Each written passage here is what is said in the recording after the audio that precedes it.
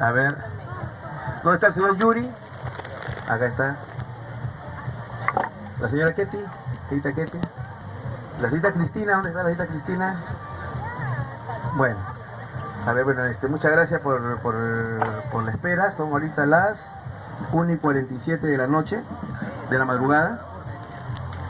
Y bien, queridos amigos, vamos a empezar la segunda parte, digamos, de esta reunión. Bueno, ¿y qué le pareció hasta ahora lo que ha pasado? ¿Ah? ¿Qué le pareció? ¿Fue o no fue un ovni eso que vieron ustedes? No. A ver, vamos a ver. Alcen la mano los que piensen de que, los que crean aparentemente, ¿no?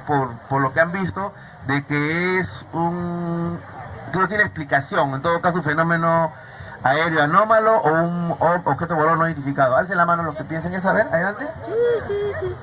Muy bien.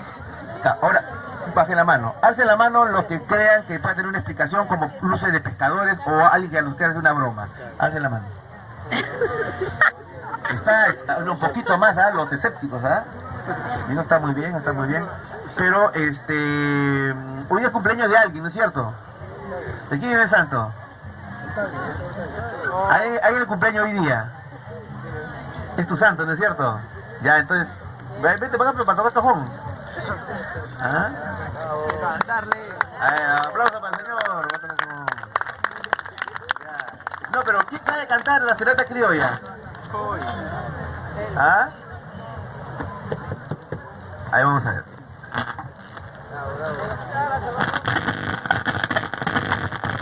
Perdón, le fueron los frijoles.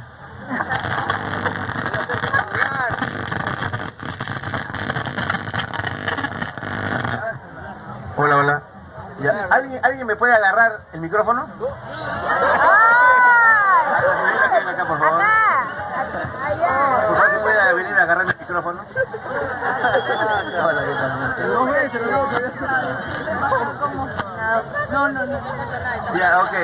Por favor, que no sepa lo nuestro. Ya, ahí nomás, suave nomás. No, muchas